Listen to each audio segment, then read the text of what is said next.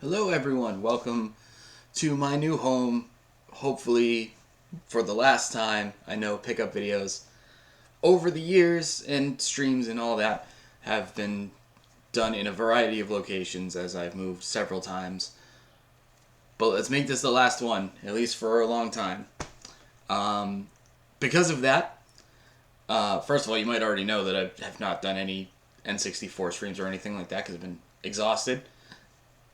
Hopefully this week I'll be able to get back onto that and pick up some Harvest Moon again.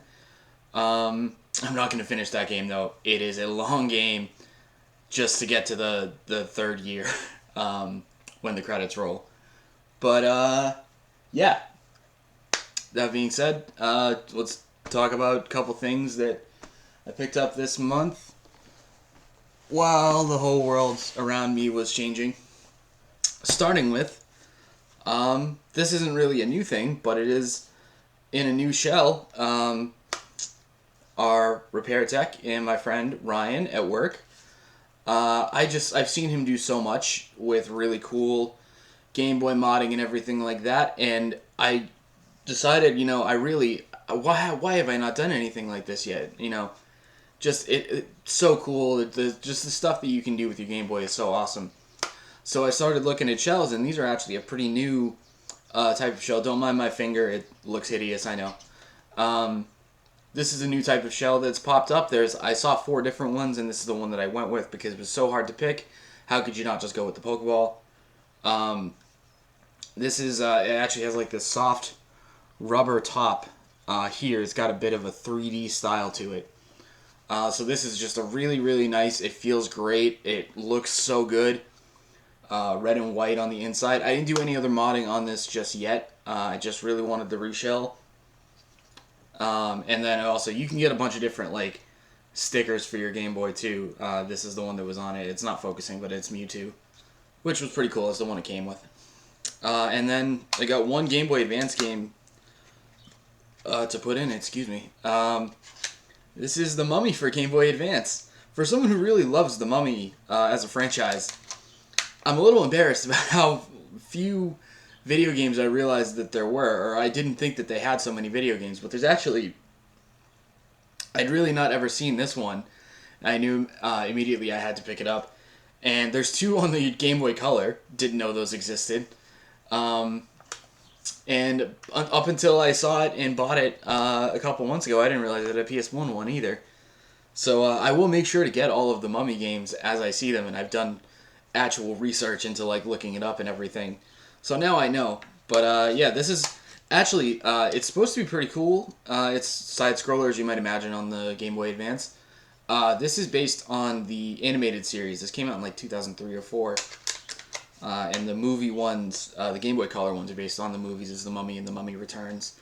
And they're not too expensive. I just have never seen them, so I never realized they existed. But gonna have to, like, anything with The Mummy on it for a video game, like, unless it becomes, like, ridiculous, and the only one to become really expensive is the PS1 one, which I already have. So, yeah, I'll pick those up when I see them, or maybe go out of my way, maybe give them a quick eBay search and see what goes on, but yeah, moving on, we got 3 Switch games. These were all pre-ordered fairly long ago. So yeah, that's the type of thing that we're looking at here, is just odd, weird little pickups. One thing I've been wanting for a really long time, and just pre-orders coming in. Grim Fandango Remastered. Yes, I can hear you. Grim Fandango, I will say it every time. This is the 3rd time I've actually paid money for Grim Fandango, I realize, but the first time that I've really sit down to actually play it. I'm not that far into it yet, but it is really good. It is classic point and click all the way through. It is like the textbook example. So charming, so funny, like really cool. And putting it on the Switch is the way to get me to play it. Big shock, right? That was an IM 8-bit release that came out at Best Buy. That's where I got that. Switch Sports. Man, I wish I could tell you this was great. It's fine. It's just, it's missing stuff, and they didn't really do a whole lot with each of the games. So it's passable. It's probably better multiplayer, because the little bit of multiplayer I've done with it has been the most enjoyable I've had, but Yeah, I don't know. It's okay. Maybe when golf comes around, it'll make a bigger difference. But um, and then Pac-Man Museum. This actually just came out like 2 days ago. Not that we ever need like more Namco collections because they do so many of them, and they're always good. They're always worth having. But Pac-Man Museum, it's actually Pac-Man Museum Plus. I'm realizing the reason I wanted this and the reason I was like, yeah, definitely give me that 100% is because it is a Pac-Man only collection. There's no Galaga, there's no Dig Dug, there's no Drawaga, nothing like that. But what you do get is you get 14 games, a lot of which have never been on any of these compilations before, including, like, just for the hell of it, it has Pac-Man 256 on it, Pac-Moto. Pac-Moto might have been on the Wii one, actually. But there's a Championship Edition. There's Pack and Roll Remix, which I've never played. Pack in Time, which I don't think has ever really been on any compilations.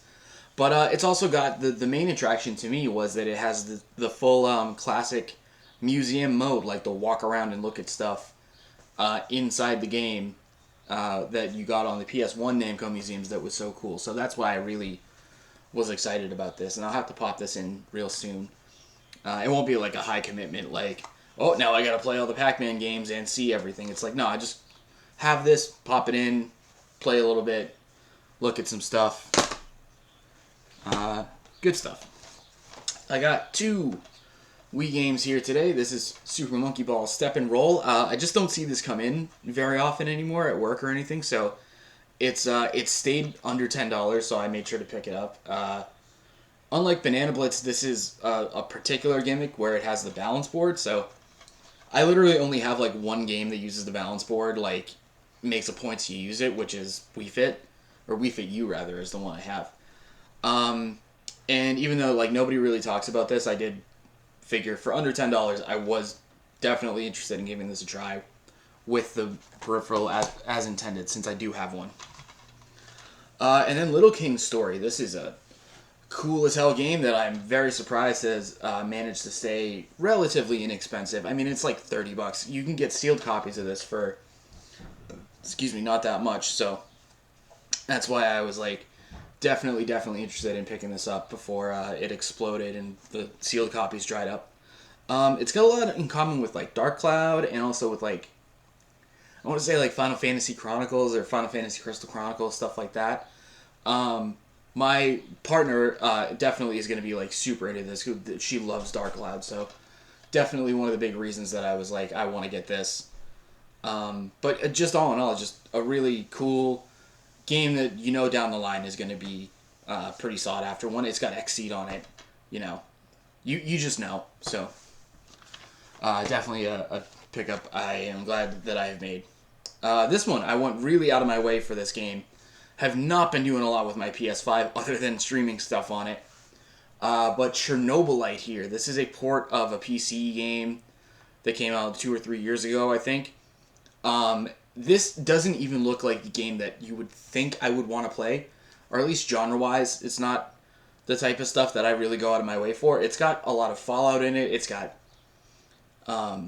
It's a lot of like crossover of like 3 or 4 different games, none of which I'm ever super into, but it says even on the back, it's science fiction survival horror RPG, and I love survival horror, I love horror games. I don't do a lot with RPG stuff, but it's also, the survival thing refers to a lot of crafting, and I definitely don't do a lot of stuff that involves a lot of crafting, but story-wise, atmosphere won an award for best atmosphere, actually. Just a lot of stuff in here, just details about story and setting and just overall sense of style. Like, really, I love talking about stuff. I love learning about stuff about Chernobyl. Like, just the fact that this is about Chernobyl, like, really just drove it home. Like, you gotta get this game. And it's only $30, brand new. It just came out, and since it's like a 2 or 3 year old PC game, that's why. So I definitely was like, yeah, $30, absolutely. I wish I've played more of it already. I just have not had the time or the mental energy to play a survival, crafting heavy, stealth involved. Like, there's a lot of stealth in there too, and I don't do good with stealth, but like, just style really, really my style of game without it being any of my genre of game. So I'm trying really hard. Just I'm not up for stepping that far outside my comfort zone that much lately. But we will get to it. This isn't really anything. This is just a N64 cleaning kit with its original box from Player's Edge from back in the day, and all the stuff was in here. Is a little handle grip thing that you like stick into the console. It's got these ones here that clean the memory card slots on the controllers. And there's a bottle of little like cleaning solution in here. Just a stupid little thing that I was like, I definitely want to pick this up for the novelty of it. You know, when you got games and stuff, you don't have any NTSC games left to buy. You pick up dumb little stuff like this that just amuses you, and that's what this is. Rounding it out, this is probably the most outright expensive thing that I got this month that wasn't like a pre-order or anything like that. This is a disc-only copy. It's a fuck ugly disc-only copy too. It doesn't look great. But this is the Raiden Project for PS1. Raiden Project is a really, really early game that is a compilation of Raiden 1 and 2. And because it's a really early game, it's a long box, all plastic long box PS1 game. So finding this complete is not easy. I definitely told myself I was okay settling for a disc only. And I'd rather have it in one of these plastic cases, one of these DVD style cases anyway. Raiden is awesome. Raiden is a really, really good series that I have most of now. Since I bought Raiden 3 a couple months ago, Raiden 4, which I think I ended up getting the Switch copy, Raiden X Mikado. I got Raiden 5 for the PS4. I got all of them. And I've got the Raiden Fighters games too, so I think it really does cover a lot of them. Just there's no one compilation. There's no big compilation for Raiden. It's a bunch of small 1 and 2 on the PS1 back when they were out. Like, it's funny how this game is released over the years, but definitely a really, really high tier shoot 'em up for sure. We got at long last Winback II for the original Xbox. This came out on Xbox and PS2. The PS2 copy is a good percentage more expensive than this one, so whichever one came first, I was definitely going to grab. I loved Winback. I loved Winback on the N64. I finally got around to it. You might have watched me stream it. You might have heard me talk about it. I've mentioned it here and there. Just after an hour, everything for that game just clicked with me, and I thought it was so good. I understood what everyone was talking about as a hidden gem.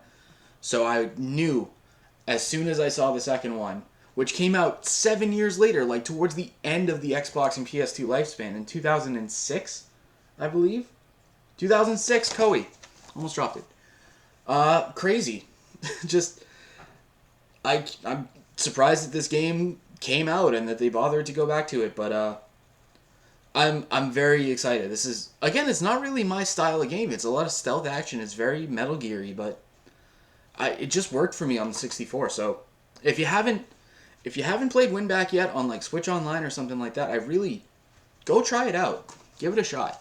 And then lastly, this is cool, Painkiller Pandemonium. This is a big compilation of the Painkiller games for the PC. I will tell you, this series, I don't actually understand how the series goes, like, release-wise. But this seems like it's got about everything. Painkiller Black, which I know is the main game. It doesn't seem like this series has full releases. It seems like it had one main release and then like a bunch of DLC, like Doom 2 and Doom's levels and stuff. But yeah, so this is an RPG. This is an FPS series that has mostly stayed on the PC. It has one release on the original Xbox that I haven't even played yet because I'm a dumbass. But it is fast. It is exciting. It's made by People Can Fly, who ended up doing Bulletstorm, and I think they also did the Duke Nukem 20th anniversary. So they're good with FPSs, and this is kind of where they cut their teeth on. It's like if Doom was faster and like more adrenaline focused, like if Doom had continued to be like the original two Dooms. So this is this is a cool compilation. Definitely PC mainly, so I don't know if I'll get around to this one before I just play the Xbox one, but good one to have. And that's it. Quick little video. Definitely can feel myself rambling a little bit for sure because that's just the way I am lately. But we'll see when I get back to the N64 quest. We'll go back to Harvest Moon. We'll, see a little bit more once you get more into the game. Because I have played a couple, maybe into like the second or third season, basically, of the first year. So I just want to see probably at least a year's worth of stuff. But anyway, we'll talk about that when we get there. Thank you for watching, and peace out.